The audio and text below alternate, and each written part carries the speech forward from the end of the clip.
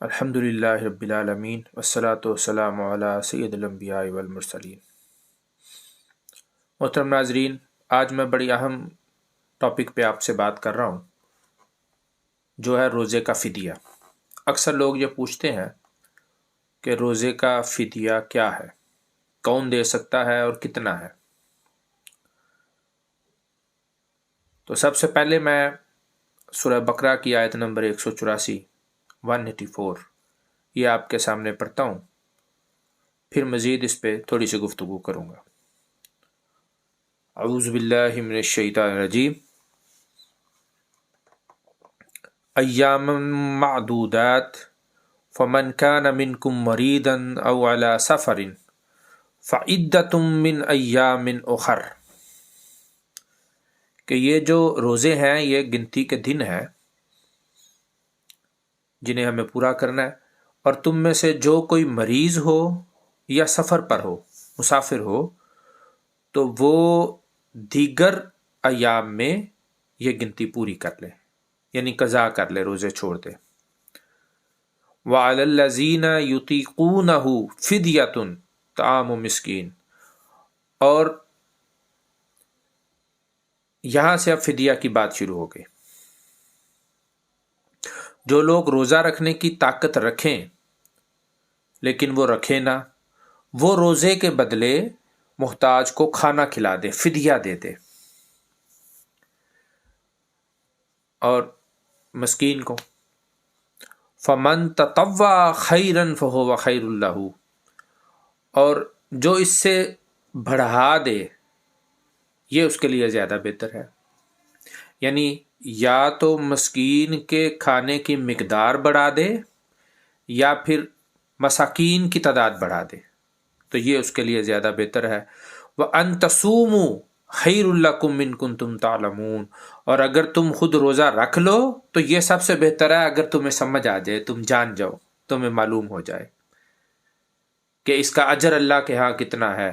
یہ تو جب ہم مرنے کے بعد اٹھیں گے تو کھاتا تب کھلے گا۔ جیسے کسی کا بینک اکاؤنٹ ہوتا ہے نا، تو بینک اکاؤنٹ میں مختلف ٹرانزیکشن مختلف طرف سے ہو رہی ہوتی ہیں، تو انسان کو بہرحال جن کا ذرا لمبے ہوتے ہیں سلسلے ٹرانزیکشنز کے، تو ہر وقت وہ اپ ٹو ڈیٹ نہیں رہتے اپنی ٹرانزیکشن کے ساتھ، کتنا بیلنس آ گیا ہے اور کتنا بڑھ گیا ہے اور کیا ہوا۔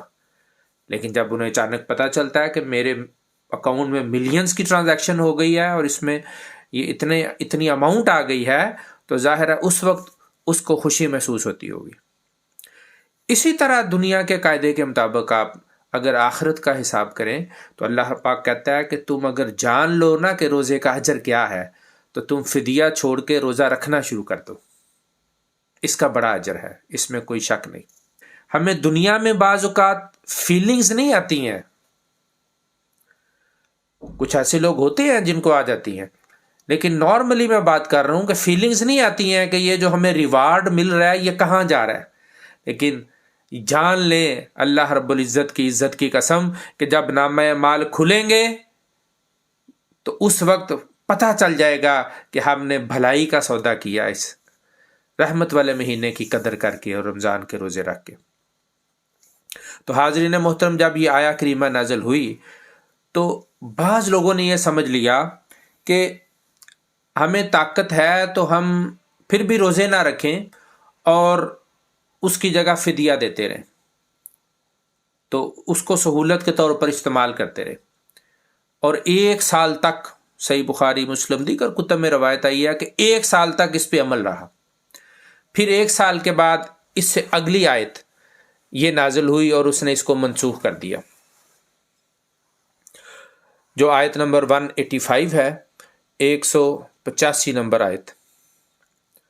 اللہ رب العزت نے فرمایا، اعوذ باللہ من الشیطان الرجیم، شہر رمضان الذی انزل فیہ القرآن ھدی للناس وبینات من الھدی والفرقان، رمضان کا مہینہ جس میں اللہ رب العزت نے قرآن نازل کیا، یہ لوگوں کا رہنما ہے، اس میں ہدایت ہے اور ہدایت کی کھلی نشانیاں ہیں۔ یہ قرآن حق اور باطل کو الگ الگ کرنے والا ہے۔ تو جو کوئی تم میں سے اس مہینے میں موجود ہو چاہیے کہ اس کے روزے رکھے۔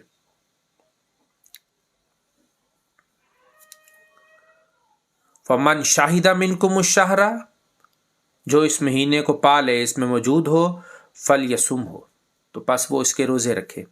ومن کان مریضا او علی سفر، لیکن جو تم میں سے کوئی مریض ہے یا کوئی سفر پہ ہے، فعدۃ من ایام اخر، تو وہ دیگر ایام میں یہ گنتی پوری کرے، یعنی قضا کر لے روزے۔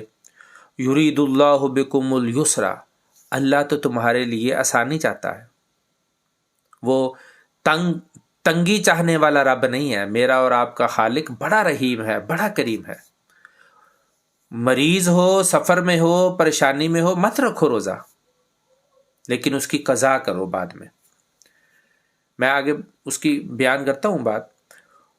ولا یرید بکم العسر، اللہ تنگی نہیں چاہتا تمہارے ساتھ، وہ آسانی چاہتا ہے۔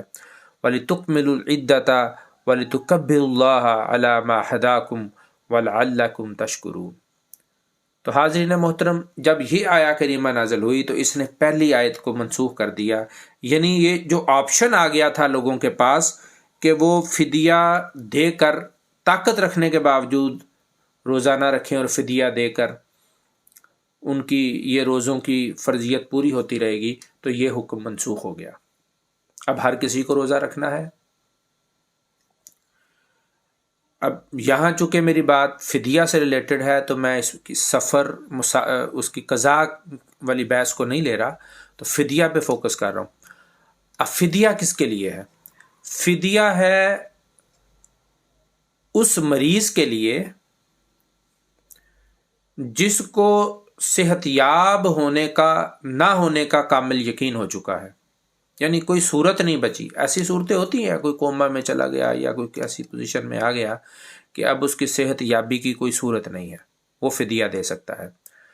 یا شیخ فانی، یعنی وہ بوڑھا جو اب، یا بڑھیا عورت جو بڑھاپے کی عمر کو پہنچ چکے اور اب طاقت نہیں رکھتے روزہ رکھنے کی، تو وہ فدیہ دے دیں۔ یہ ایسے فدیہ ہر کسی کو دینے کی اجازت نہیں ہے۔ وہ جو آیت نمبر 184 ہے وہ اس سے منسوخ ہو چکی ہے، لہٰذا فدیہ صرف اور صرف اسی صورت میں دیا جائے گا۔ فدیہ کتنا ہے؟ فدیہ ایک مسکین کا کھانا 2 وقت کا، اور اگر اس کو بڑھا دو تو اس میں خیر ہے، اللہ رب العزت نے فرمایا، یعنی مسکینوں کی تعداد بڑھا دو۔ یہ ڈیپینڈ کرتا ہے انسان کی حیثیت پر، اور جتنا بڑھاؤ گے اتنا تمہیں اللہ کی طرف سے خیر اور برکت نصیب ہوگی۔ کھانا کتنا ہو، نارملی آپ جو اپنے لیے پسند کرتے ہیں اسی طرح کا اچھا کھانا آپ مسکین کو کھلا سکتے ہیں۔ 2 وقت کا، ایک سحری ایک افطاری، 2 وقت کا کھانا، یا اس کے بدلے میں 1.5 سے 2 کلو گیہوں، تقریباً گندم، اتنا آپ اس کو مالیت، جو بھی آپ جس علاقے میں بھی رہتے ہیں اس میں جو بھی ریٹ ہے اس کو اس کے ساتھ چیک کر کے تو اتنی اماؤنٹ بھی آپ دے سکتے ہیں۔ زیادہ حساب میں نہیں پڑنا چاہیے، اس لیے کہ اللہ رب العزت کے ساتھ زیادہ حساب کا معاملہ کریں گے نا تو پھر وہ بھی ہمارے ساتھ حساب کا معاملہ کرے گا۔ اور حضور نے فرمایا کہ جس کا حساب لیا گیا، جو حساب میں آ گیا، اس کا بچنا بڑا مشکل ہے۔ اللہ سے دعا ہے کہ ہمیں حساب سے بچا کے رکھے، اس لیے بہت زیادہ کیلکولیشنز نہ کیا کریں، بس ایک اندازہ ہے، اس اندازے سے کچھ بڑھا کے آپ اللہ کی راہ میں دیں گے تو انشاءاللہ اس کا اجر ملے گا۔ اور اگر ان میں سے کوئی طاقت نہیں رکھتا فدیہ دینے کی تو پھر وہ اللہ رب العزت سے استغفار کرے اور توفیق مانگے، اس سے کوئی مواخذہ نہیں ہوگا قیامت کے دن، کیونکہ اب وہ معذور ہو چکا، یعنی نہ خود روزہ رکھنے کی پوزیشن میں ہے اور نہ ہی وہ اس روزے کا فدیہ دینے کی پوزیشن میں ہے، مالی حیثیت ایسی ہے، تو پھر اس صورت میں اس کو اجازت ہے کہ وہ نہ فدیہ دے اور نہ روزہ رکھے، اس لیے کہ اللہ رب العزت آسانی چاہتا ہے، وہ آسانیاں پیدا کرنے والا رب ہے، اللہ کے رسول آسانیاں پیدا کرنے کے لیے اس دنیا میں تشریف لائے، اور انہوں نے یہی تلقین کی صحابہ کرام کو، جدھر بھی بھیجا ساتھ یہ تلقین کی کہ لوگوں کے لیے آسانیاں پیدا کرنا۔